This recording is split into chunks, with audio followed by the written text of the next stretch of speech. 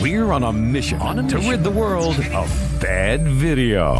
Bye-bye. This is the DV Show. Target in range. Bad video sucks. All right, welcome to another edition of the DV Show podcast. My name is Brian. Happy Friday. Jeez. What a freaking week we have had. I know that you have probably had a busy week, and so did I. Thank you so much for joining me on this edition of the DV Show podcast. My name is Brian, as you probably already know, but I'll put my name on there. My last name is pronounced Alves, by the way, not Alves or Elvis or Elvis.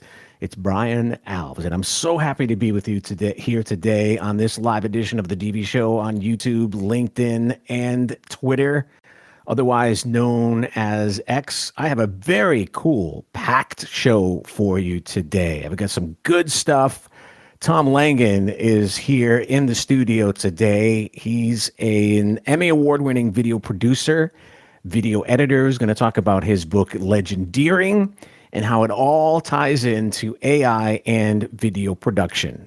Now, if you've been watching all week long, your mind is going to change dramatically over what we've been talking about. I know my mind has changed, and I've calmed down a little bit as far as what's going on in the video production world as it relates to AI. We talked to Phil Werner, founder and CEO of MakerSuite, on Tuesday, and we talked about his AI tool. Talked to David Nordine yesterday from Edmund.ai, talked about his tool. We talked to video professional Nick Camp and his perspective about embracing AI, and that was on Wednesday the 10th. So we had a great week talking about AI in general, and what I realize is that we are in a really cool industry right now. We're in a really cool world and an industry that's sort of immune to some extent to what's going on in the AI world or what we think is going on in AI. Like, I'm going to lose my job. I'm going to not get more business. Editing is going to slow down. This is all we talk about. This is all we talk about. And the bottom line at the end of this podcast on this Friday, what I have learned, and I hope you have learned as well, is that it's not about the tools. Okay, it's not about the tools. They're always going to change. It's always going to flush jobs away. It's going to get better. Jobs are going to improve. It's probably going to go, probably no jobs, more jobs. It depends on the technology. But technology is always swirling around, changing this, changing that.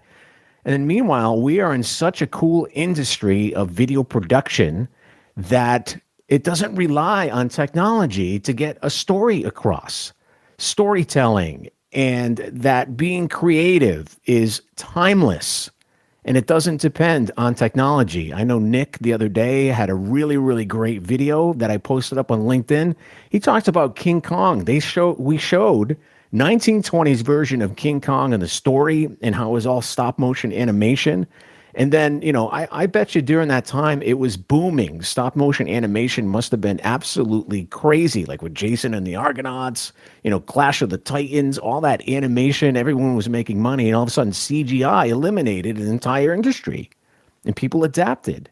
But what I want to talk about is the tools that are being used. So it went from 1920s King Kong to like 2010 King Kong or 12 or whatever it was. And the technology improved, but the storytelling and the techniques did not change. And that's what I want to stress on this podcast, going live on LinkedIn, talking to you and saying, yes, AI has an impact on the video editing industry, video production industry in general. But what I've learned talking to Phil, talking to Nick, talking to David, these are tools that are going to make our job better. That are going to make our work more efficient, and we're going to create better video. And that is the good side of AI, and that's why I like it.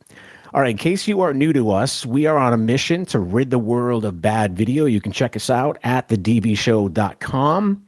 We're going to show that screen right now. I think it came up. Did it come up? No, it did not. All right, so You can check us out at thedbshow.com. Lots of cool stuff here. We're always doing content, creating content. What's really cool about this website is if you have questions or comments or anything about the podcast, you want to talk to me, but mostly we answer questions here. You can ask your question related to digital video. This little red button down in the right-hand corner of our website. You can submit your comment, suggestion, your question right to us there on our website. There's podcasts, live internet radio, where we have the best of the DB show going on, which is, whoa, you got to check it out because we've been here since 2005 doing this podcast, and there's some good stuff there. Like the best of is there right now on the internet radio station when you click live. We have workshops, tips, vault. And then all I want you to do is click subscribe. And if anything, this is the first step that you take to create better video.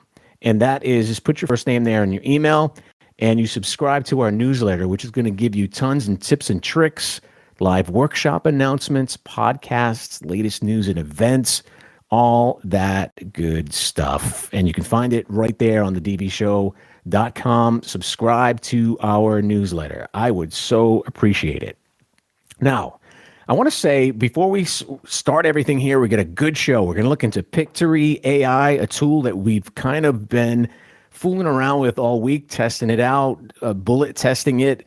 And I'm really happy with it, going back and forth with the company, talking about what's going on. Our good friend Mark Gawith from Pictory.ai is going to come on the show next week. I hope you come on the show to talk about this amazing product. I've been loving it. We took a link from our website and put it in this tool, and a video appeared within a matter of like minutes during the show. And so you might want to look back at some archives and take a look at all that stuff. Pictory.ai will be pulling that apart on this edition. And again, we're going to talk with Tom Langen. Now, again, we're on a mission to rid this world of bad video. Now, bad video encompasses many things. It not only looks bad, sounds bad, but it doesn't do anything. It doesn't accomplish anything. And it doesn't do anything. It wastes people's time. And we created a video about the origin of bad video. And it's a character that's on this podcast that's always out to get us. And what all of that really boils down to, that looks bad, sounds bad, doesn't do anything, doesn't get any viewers.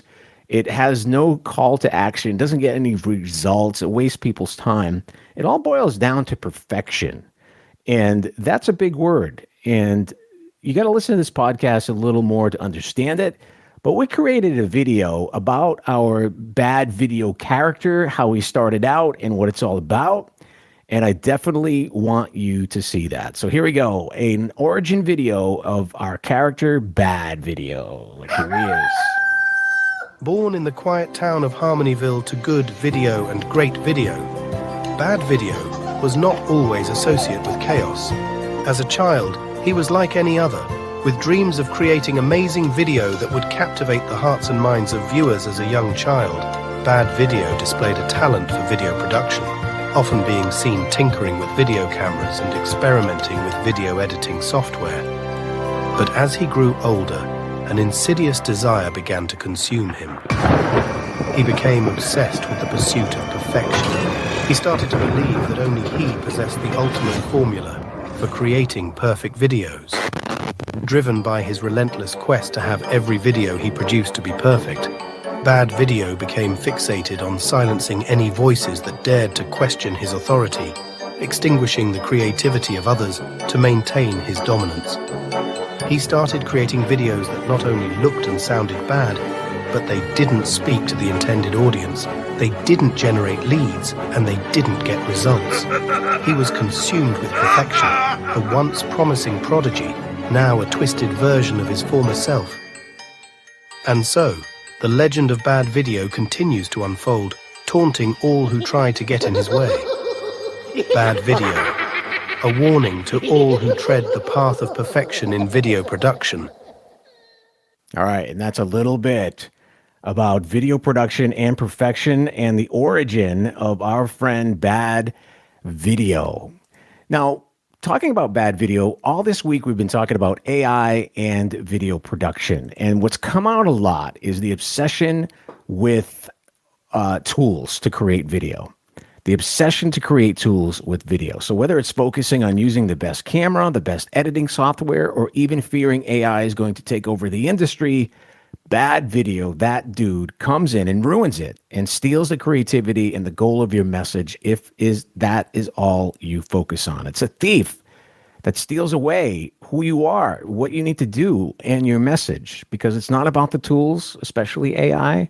It's about the creative vision to bring your message or story to the big screen. And I do want to remind you, we are live here on LinkedIn, YouTube, and X. If you want to engage with me, come on board. If you're really, really bold, you can put a chat in there, and I can say, put your chat up on the screen and kind of engage with you that way. But if you're really, really bold, you can actually come in and enter the studio if you want. Now, this is going to take a lot of guts, because if you scan that with your phone, you scan that QR code right here with your phone, you will pretty much make a phone call and you'll come into the studio and we can chat. Now, that's pretty courageous if you want to do that, but you are more than welcome to. This is an engaging live stream, and I want to engage with you. Believe me, I don't want to sit here all day long talking to myself. And we got a little chat here coming on. You can enter the studio if you want to. Just check out that enter the studio. If it's in the chat, and you can actually click it, and you can come here and engage with me, because again, this is live. All right, let's move on here to some more stuff. Let's move on to our interview with Tom Langen. But first, let's talk about Pictory. Let's get into Pictory and what we've been doing with this. Now, Pictory, let's go full screen here. Pictory is an easy video creation software. It's AI for content marketers. That's the audience that they're trying to reach. And you can generate more leads and boost sales by turning any content into highly shareable videos using the power of AI. It's fast, scalable, and affordable, and you can get started here for free. Now, I am approached with software products on a daily basis, and I do not get paid for anything that I say, but I want to bring these tools to you, my audience, and to basically say, all right, this is cool or it's not. And so far, I am liking Pictory. I have to be totally honest with you. I'm totally liking this. Not only am I liking the software, but I'm liking the interaction with the company and the personal attention that I'm getting from the company. And yesterday, we took a video and took a YouTube video, and it transcribed it for me. Now, if most of you are probably familiar with Descript, and this is basically a tool that is very similar to Descript. You can edit the text, and it will also edit the video. And as you can see, as I'm going through the text here, it's going to, you can remove ums and ahs, which is what they call filler words. You can remove silences, a whole bunch of good things here that will just enhance your editing and save you tons of time. I mean, seriously, instead of scrolling through and, going back and forth on your timeline and, trying to get that specific point, and when that person said the word, you can get really accurate and detailed with Pictory by using this feature that they offer you when you sign up for an account, this text editing your video. And it's similar to Descript. Hopefully Mark comes on the show next week, and hint, hint, Mark, I keep saying this. I talked to him last night. He's asking me how it was going, and I'm saying, yes, this is absolutely an awesome piece of software that will a SaaS that will absolutely help out my audience. Now, I'm going back to the homepage on Pictory, and it's actually asking for my password and username again. So I'll get out of that screen. I'll go back in again, and hopefully, yep, okay. So let's go back to the home screen dashboard of Pictory so we can actually check out the other features that they were offering. And I'm just getting logged in right now. All right, so here it is. So we did the article to video feature. We did the edit video using text feature. Visuals to video is pretty cool. Script to video. So start typing or copy paste your text. And what's really cool about Pictory is that, you're not going to be left by yourself. And I just kind of jumped into this software on Tuesday, and I didn't even use it. I was just like, all right, I'm just going to go right up on the screen and talk about this before I even use it. And it's very user friendly, I have to admit. So, you get a whole bunch of features here, script to video, and they have this watch tutorial. You can proceed and do it if you know what you're doing. Article to video, edit video using text, and visuals to video. So I can drop in any files from my computer and it will instantly create a video. Now, we're going to be playing around with this a little more on the show next week. Mark is coming from Pictory. He's going to talk about it. And I just wanted to prove to you that, if you're an assistant editor or if you are an editor in general, this is going to make your job a hell of a lot easier. Because I know when I put that link in there to the article to video and the video snapped up and during the course of the show, it created that video. I think that saved a lot of time. Our good friend Johnny is back. Pretty cool for producers and writers, creators before going to the edit bay. Yes, absolutely. It is a cool tool. It's not perfect, and the expectation is not there to be perfect. Pictory is a tool that you can actually use for pre-production and to get things done quicker before you start getting into the actual production. And I'm going to fool around with it more over the weekend, and hopefully Pictory comes on the show next week so we can talk more about it. I'm not sure about the topic. Actually, Johnny's asking a question here. So you could create an animatic of the script before production. Yeah, storyboard kind of thing. It is very, very cool. Pictory. I love it. All right, we're going to talk more about this at the end of the show, but Tom Langen is in the queue waiting, and we want to get into this interview. Tom is an Emmy Award-winning producer, video person, and he wrote a book called Legendering. It talks about humanizing video production, and I think it's a perfect segue into what we've been talking about all week.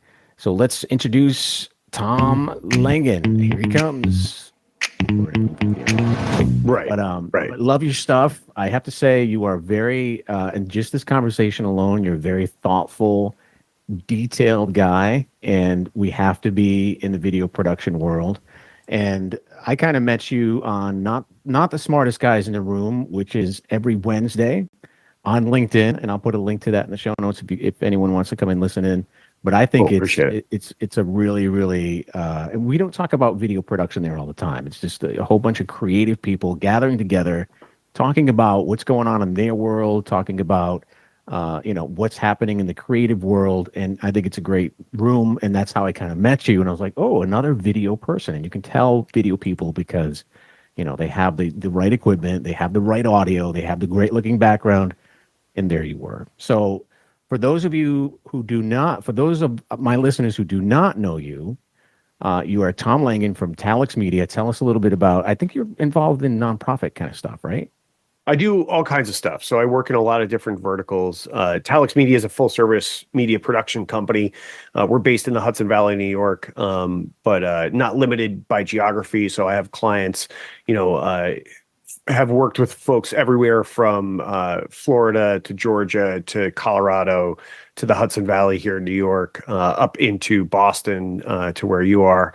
So yeah, I've worked with folks all over the place, and that's in the last 5 years since I started Talex Media. Before that, I spent 17 plus years in the entertainment industry, and I've worked all over the world during that part of my career. So I spent, in my bio on my website, it says I've managed teams or led teams everywhere from sub-Saharan Africa to the Arctic Circle, and so that's kind of the range of geographies that I've worked in over the course of my career. So, in other words, you know your stuff and you know what you're doing. Now, what niche? Go ahead. I've been around the block once or twice. Yeah, you've been around the block. This is not your first rodeo. You know what you're doing. So, what kind of videos do you produce? Corporate videos? Obviously not corporate videos, but what's your niche? Your niche? I mean, like I said, we do a variety of things. So ultimately, the goal of any business, right, is to provide the best possible service for your customers, right? I 100% believe that every business is a service business, and mine is no exception to that. So my goal is to provide the best possible service that I can for my customers, and the needs of my customers vary. I work with customers in a lot of different verticals, everything from large scale healthcare nonprofits. I have $100 million healthcare nonprofit that's one of my clients. So everything from that to construction companies to multi-state law firms to educational institutions. It kind of runs the gamut, right? So and that's one of my favorite things about what I do is I don't niche into a particular industry or vertical. And that's very much on purpose. But yeah, my goal is to provide the best possible service I can for my customers. So sometimes that means producing content for their website. Sometimes that means producing content for social media. Sometimes it means producing specific marketing content to raise dollars for nonprofits. Proud to say that for that nonprofit client I mentioned, the content that I've produced for them has been part of a campaign that's raised hundreds of thousands of dollars for their organization. So so yeah, it really it depends. And that's sort of like everybody's least favorite answer when they ask me, what do you do, or what kind of services do you provide? And the answer is really it depends. But ultimately, if you want to kind of put it into a short phrase or a sentence, is we're a full service media production company. So whatever your needs are, if they're media production related, everything from concept development and ideation all the way through to final delivery of the project, we can help. Now, I totally expected that answer, Tom, to be honest with you. I didn't expect anything less because that's what we have to be today in this environment that we're in the video production world. And you've been in it for so long, just, as have I. And there's been many changes throughout the years. I mean, as soon as this cell phone came into play, editing software changed, the dynamic of video production has changed. And today, you sort of have to be that depends kind of video person today in order to get ahead in this world. You can't just be a video editor. You got to do it all. So you're involved in marketing, you're involved in pre-production, script writing. I mean, you wear many hats, and that's what makes you successful. And that's what makes you kind of versatile, and why you've been in it for so long, such as myself. Would you agree with that? Yeah, I mean, absolutely. I think having a diversity of skills is important. I think more important than being able to do everything yourself is really to understand what it takes to get the things done in the different sort of phases of production. That I think is ultimately the sort of most valuable skill set you can have as a business owner, because you can delegate, right? And you should delegate. When I work on larger scale projects, like I don't do everything by myself from start to finish. Like there just aren't enough hours in the day.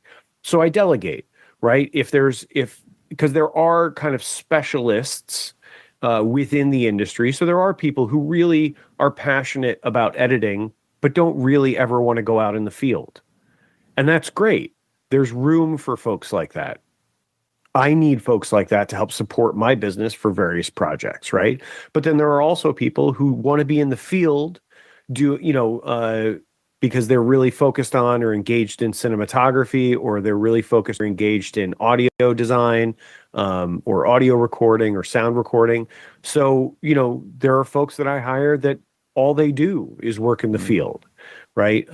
So I think really, if you want to own a production business and you want to run a production business, the skill set you really have to develop is having a broad, generalizable understanding of all of the phases of production and all of the things that go into each phase of production. You don't have to necessarily be expert in all of them, but you have to really understand what it takes to get a project from that script writing concept development stage, right? From that first meeting where you're just spitballing ideas with a client, from that meeting all the way through to delivering a project, right? You have to understand what it takes at every step and every point along that journey in order to get it from A to B. Yeah. But I don't think you have to be expert in all of those things. I think that's an important distinction to make, because I think it's a point where a lot of people kind of get overwhelmed with the idea of having a production business or having a video production company. Is that they think like, well, I have to be an excellent cinematographer. I have to understand sound design and sound and audio capture. I have to be the best editor ever, right? Like I have to master all of these skills. And the truth is, you definitely don't. There are absolutely people that do all of those individual things better than I do. 100%. There's no question I'm not the best at any of those. Yeah, because right? I know how you feel about the word expert. I definitely know about how you feel about that. I mean, we have to, we have to be versatile in this industry. And I guess the project manager, the guy or woman up at the top, has to identify these separate skills that need to happen on this project. And that's something that you do, which is, and I noticed too that the underlying message here is basically that we are out as video people to tell a story. It doesn't matter about the equipment. It sometimes really doesn't matter about your skills. And I'm probably going to get killed for saying that, but we are here to tell a story, whether it's for a business, a nonprofit organization, an individual brand, an influencer, whatever. We are here to tell a story. And sometimes it doesn't really matter, as far as my skills go. I can't do everything, just like you can't do everything. So it's important to hire people and to get people on a project that can. And it's also not important to like obsess over equipment and obsess over all those technical things, because in my experience, and I'm sure it's been in yours too, that most people who obsess over the things that you have to be an expert or you have to have the best equipment, it just is not. It kind of impedes the creativity and it impedes that message from going out. Yeah, Right. I mean, I agree. I mean, I think, at the end of the day, I always looked at what I do from an early stage. I looked at it as more of a craft than anything else, right? And what I mean by that, like the way I analogize that pretty often is I think about it in terms of like carpentry, right? So I think about production and sort of that the creative pursuit of telling a story through a visual medium, which is ultimately what this is, right? And I know storyteller is like a completely overused term in the end. Everybody's a storyteller, but really what you're trying to do is tell a story through a visual medium, right? And that's very similar. The skill set that you need to do that well is very similar to the skill set you need to be successful in a trade like carpentry, which means you have to have a broad understanding of a lot of different aspects of carpentry, but you can ultimately focus in on the thing that you're best at or most passionate about, right? Once you develop that generalized skill set. And ultimately, what really matters when I talk about that craft is rather than, the tool, i.e. the camera or the equipment, right? Like the bells and whistles are nice, right? But ultimately, really what matters is the skill of the hand that holds the tool. That's right. Right? So you could hand me a cell phone and ask me to go out and film something. And I promise you that it would be better, objectively, would be better than if you handed a $20,000 digital cinema camera to somebody who didn't know what they were doing and asked them to film the same thing. Yes. I could do better with an iPhone than somebody with no experience could do with a $20,000 camera. Yes. It's just the reality of the situation. That's because of the skill that I've developed over time. The value of that outweighs the value of the tool, right? Like at the end of the day, if you hand a skilled carpenter, if you give him a couple of nails, a hammer, and 2 2x4s and ask him to nail them together, he's going to do it with more skill than somebody that's never held a hammer before. right? It doesn't matter if you give them the exact same tools. One set of 2x4s is going to be held together strongly, is a joint that's going to hold, is going to be a 90-degree angle. They're going to be aligned, whatever the case may be, right? But like the other ones, might fall apart. You might end up splitting one of the boards because you don't know what you're doing, right? Good So like, comparison. yeah, ultimately the hand holding the tool is the most important thing. And then if you can afford to have a really skilled hand hold a really specifically designed, highly developed tool, you're going to get something really great. That's right. I mean, I can get a Fisher Price camera from a 2-year-old and create some great video. And I think you can too. So it doesn't really matter on the tool. So let's transition to your book here for a second. Sure. So your book, Legendering, it says the brand new but tried and true video communication strategy to humanize your business. So what's similar in the video production world? Now, I have not read your book yet. I haven't read it. But just by the title alone, what's similar in the video production world and how, I guess, well, you use Humanize, but what's similar in the video production world is it doesn't matter about the tools. It doesn't matter about, it matters about the story. And the title of your book, of course, is Legendering, the brand new but tried and true video communication strategy to humanize your business. What does that mean? Does that have what does that mean? Yeah, well, I mean, so legendering is obviously a word I made up, right? It's a great word, by the way. Great word. Thank you. And I feel like I'm in good company. It doesn't concern me that it's a made up word because so is Google and so is Kleenex, right? And we all know what both of those words mean. So like, I'm nonplussed about the fact that it's a made up word. But really what it means is that it's a brand new strategy because I remember this interview with David Heath. He's one of the co-founders of Bombas Socks, and I actually talk about this in the afterword of the book. But I was listening to an interview with David Heath, and he talked about what he believes innovation to be, right? And he thinks that he describes innovation as the sort of novel combining of existing concepts in a new way, right? So he says like what's innovative about Bombas Socks is not socks, right? Like we didn't create socks, right? We didn't even create a need for socks. We didn't have to convince people that they should put socks on their feet, right? All of this already existed. Socks existed. Manufacturing technology for socks existed. People were already buying socks. What we did was we innovated on how to sell socks to people, right? That was the innovation. It wasn't the product. It was what you could do with the product and the impact you could create with a company around that product, right? That was the innovation. So in a similar way, Legendering is a combination of a lot of tried and true, historically very significant and well-known and well-documented and well-used content strategy and marketing techniques, right? Content marketing being the focus.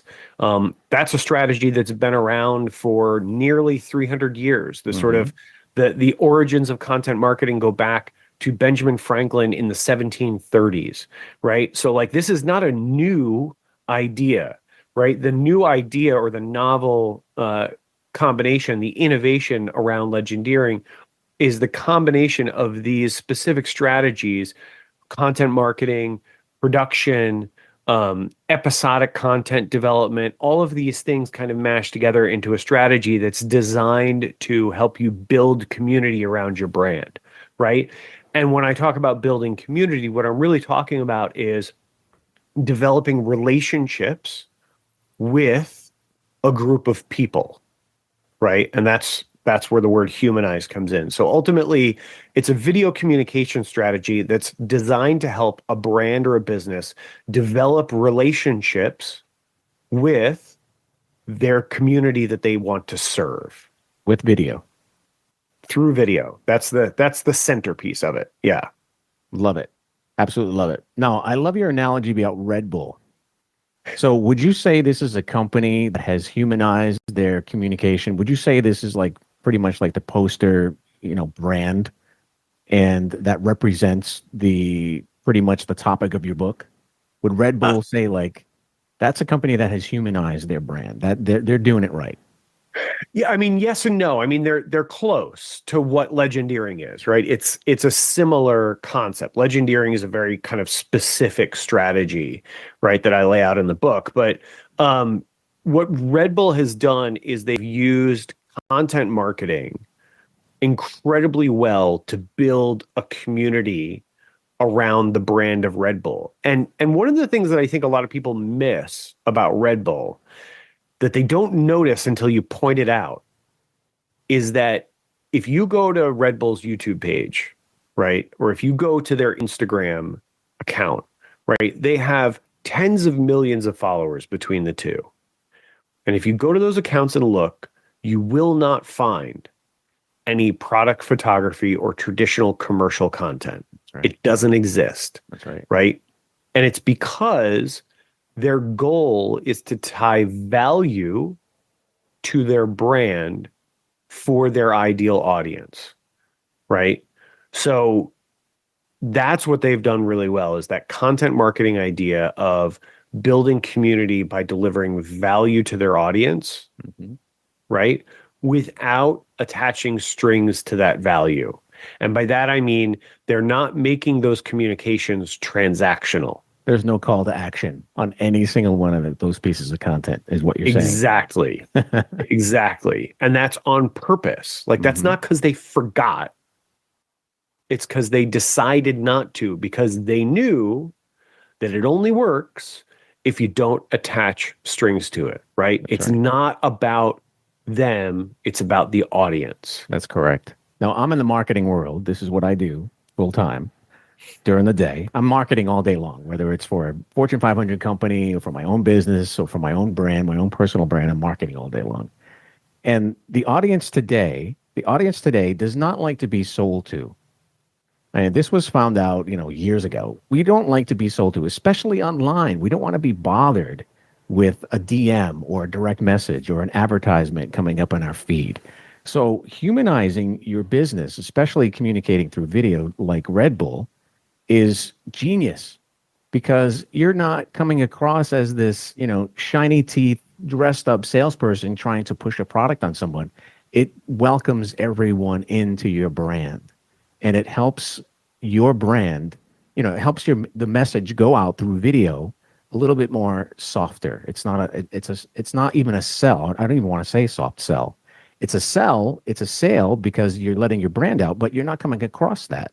And that's why all of these groups gather around brands who are communicating through video, and they become successful. So when it comes time to sell, which means, in the Red Bull situation, you walk into a supermarket and you see Red Bull, you're going to buy it because you have it pretty much branded in your head that, you're part of the community. You invested your time watching their content, and you subconsciously buy their product because of that. Coke does it. These big brands do that. They humanize their business. So This is what you talk about mostly in this book, is you have a strategy as well. Do you lay out the strategy in here? Like I said, I haven't read it yet, but Yeah. So I just want to focus on one thing, because I think there's something important there that you touched on, that I want to just dig slightly deeper on really quickly. Go for it. And it's this thing that so many businesses get wrong about how they communicate with people. And you touched on when you said, like, people don't like being sold to, right? They don't want to get DMs, right? They don't want to get, even like direct email campaigns. They don't want to get, like, a lot of that stuff. People see it, they delete it, and it actually kind of leaves a bad taste in their mouth.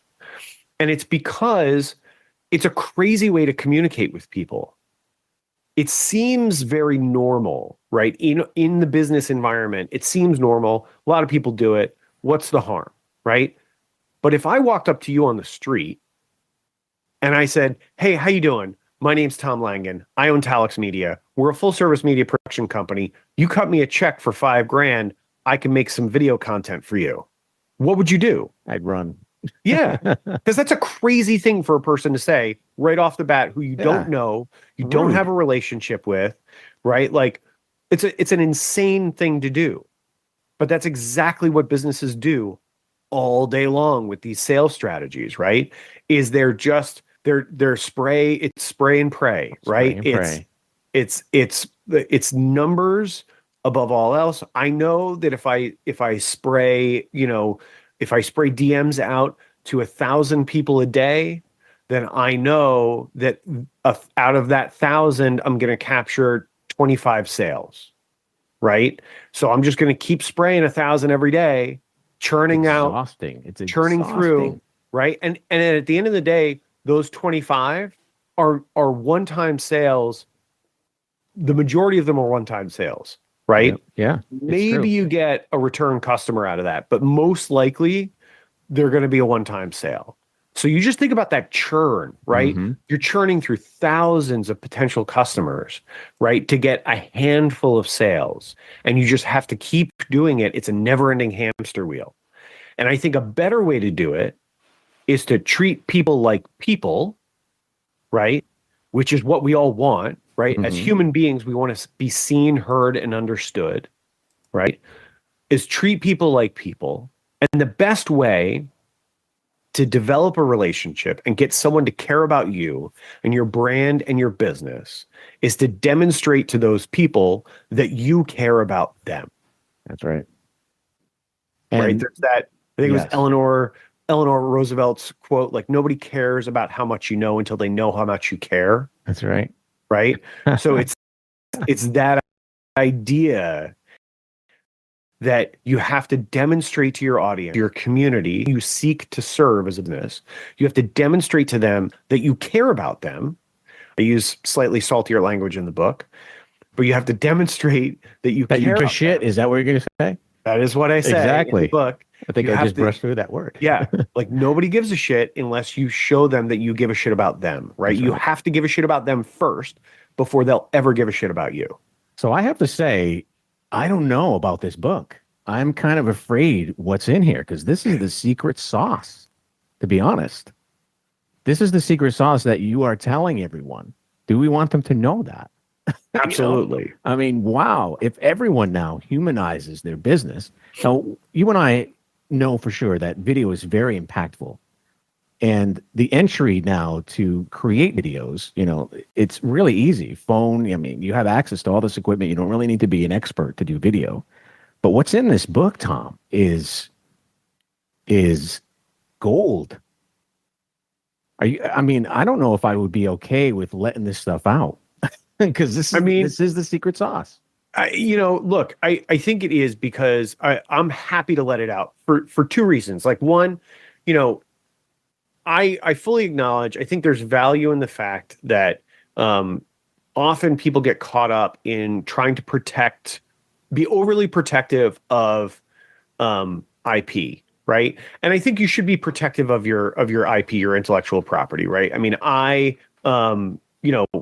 book is trademarked and registered with the Library of Congress. Like, I am taking precautions to make sure that I can protect my intellectual property in the book, right? But I want people to broadly understand the strategy for a couple of reasons. Primarily, one is for, business owners, right? Marketing executives, corporate executives, to be able to read a book like this, to understand the message in the book, which is twofold. The first half of the book, there's two parts to the book. The first half of the book is sort of the theory behind legendering and how I came to that theory and that understanding, right, to develop this strategy. And then the second half is sort of a guide for how to apply that theory, right? And it's not a how-to, it's broad strokes on the process that you should follow. So it's process, not step by step, right? Of how you take that theory and apply it to any brand or business, right? Because if brands and businesses understand how they can use video to build better relationships with their customers and with their communities, then they will look to do that, right? If it's approachable and understandable, then they'll look to do that. And that means there's going to be more work for folks like you and me, right? But then the other side of it is that when we start to humanize the world of business and humanize the communication strategies of businesses and brands, they'll start treating their communities and their customers like the human beings they are, right? And that's a world that I want to live and do business in, is where businesses and brands treat people like people, and people return that treatment by supporting those businesses and brands, right? They reciprocate it. And everybody wins. Everybody so wins. that like that's kind of like the big broad vision that I'm trying to create and trying to further through this book, is to humanize the world of business, because that's the world that I want to live in and do business in. I love your perspective, Tom. I absolutely love it. Like I said, I have not read this book yet. And I got a little bit of, I'm going to be totally honest with you. I'm like, oh my God, this Tom is telling the world the secret sauce of marketing in general. Now, this is my unique, call it a USP. This is my unique selling pitch, basically. And I'm almost afraid that everyone's going to know about this because of the book. So I don't know if, but it's good stuff. But knowing isn't doing. And that's exactly. the difference, right? Yes, like you said, everybody virtually, I mean, the vast majority of adults, right, especially in our country, right, the vast majority of people walk around every day with a 4K camera in their pocket, right? Is the video production business growing, or industry growing, or shrinking? Totally shrinking at this point, I think. Totally shrinking. Yeah. I think, yeah. Really? I'm thick in this, and I have, I'm thick in the weeds with video production, people at least, and jobs are getting lower. I mean, it's ugly. Are we talking like entertainment industry, or are you talking B2B? B2B, B2C. Yeah, the video production industry is teeter-tottering on. Yeah, it's getting totally smaller. Not where I'm changing. sitting. Yeah. Okay. I get more inquiries every day than I did the day before. Like AI, Tom, right? I know we only have like 5 minutes, but like AI is just everyone in my world, and I'm not like, I don't want to like say what, like deny what you're saying, but in my world, I hear so much like AI. I'm losing my job because of AI. I can't video edit because of AI. I can't do this because of AI. Last year after COVID hit, I'm not getting any work. The phone is not ringing. This, that, the other thing. And I'm like, okay, well, maybe you are not successful with adapting. And that's one thing about this industry too, is that, if you don't adapt, you really fall by the wayside, because it's like an audit that comes in, a technology audit, especially with AI, that is just eliminating a lot of jobs and a lot of skill. So, but from where I'm sitting, I hear that the most, that it's just, there's not as much as it used to be. And now I'm thinking that maybe we should really read your book, because you you have the secret sauce, and companies who humanize their business, who want to humanize their business through video, there is a method of doing it. And maybe, the reason why so many people do not have any video production jobs, video editing, whatever it may be, camera, videographer, whatever, is because they're doing it the old way. And there's just not work. There's nothing in that arena. You know what I mean? Yeah, I mean, I think this is true of our industry, or as true of our industry as it is of any other, right? If you fail to adapt, if you fail to change over time, your business will fail. Yeah. Period, end of story, right? Because at the end of the day, and this is part of the reason why I also said earlier in our conversation, and I'll just loop back around to this idea, right? One of the first things I said was that every business is a service business, right? Mm-hmm. And every business is a service business, because at the end of every business relationship, at the end of every transaction is a person, right? That you're providing a service for, right?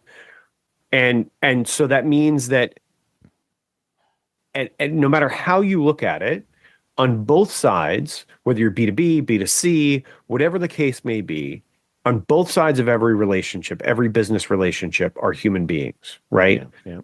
human beings are not constant, but change at a glacial pace compared to our environment, especially over the last 40 to 50 years, right? Our world has changed dramatically. So the context within which we live has changed dramatically over time. But people in a couple of generations don't change all that much, right? Very true. So if you focus on delivering service for people, you'll be fine. The way you do that has to adapt to the given context in which we live. But if you focus on delivering service for people, you'll be fine. Boom. That concept is in this book, and I'm going to let my entire audience know about it because I already know you put some thought into this. So where can we get this book? Amazon is where you're selling it? Your website? You have legendering.com? Everywhere books are sold. Nice. So if you I'm encouraging people to go to bookshop.org. I really like them as an organization. They're a mission-focused business that supports local bookshops. So if you go to bookshop.org and search Legendering, it'll pop right up. You can get the hardcover, you can get the paperback, and a portion of that purchase will go to supporting local bookshops. So if you like supporting local businesses, go to bookshop.org. But you can order it on Amazon, anywhere books are sold. You could walk into your local bookstore and ask them to order it for you. You can get it that way too. Love it. You're onto something with this book, Tom. And I love the title. I love everything that it represents. And I'm going to read it, and I'll be calling you if I don't like it. So, but I can already tell it's going to be good. Because awesome. The concepts that you're talking about are amazing. Thank you so much for coming on the podcast. All right, so there you go. An interview with Tom Langen from his book, Legendering, coming on the DV Show podcast. And we had a question down below from Phil. Philip Hill. Tom, would you book help with the DIY person and the one that needs to hire a Tom or a Brian? So this book, I haven't read it yet, but from what I can see, and just so you know, that was a pre-recorded interview with Tom. It was done earlier in the week, coming in on the live show. So I just want to let you know that we're not ignoring your question, but he was not literally here today live. He was here previously, and that was recorded and played back to make it look live. But from what I can tell, the DIY person and the one that needs to hire a Tom or Brian, I think the book would help. I mean, it lays the foundation for humanizing your business when it comes to video production. And that alone, that topic alone is just absolutely amazing. So, Phil, thank you for your question. And thanks for watching our live stream right here on YouTube, LinkedIn, and X. All right. We are going to call it an amazing week. I had so much fun being with you. And a happy Friday. Have a good weekend. Stay safe. I know there's snow coming in most parts of the country, so be super, super careful. It's been nice hanging out with you this week, and I hope you learned a lot. My name is Brian. Visit me at thedvshow.com. You can also check out my social media channels on YouTube at The DV Show, Bad Video Sucks on Instagram, The DV Show, of course, on Twitter, and you can check me out on LinkedIn. Also, thedvshow.com/Brian is where you will find me. Thank you so much, Phil, for watching. Thank you, Johnny D, for watching. Thank you for watching. This podcast is powered by you. Video production is not for everyone. It can easily become overwhelming, time-consuming, intimidating, and technical when all you want to do is create video that works for you.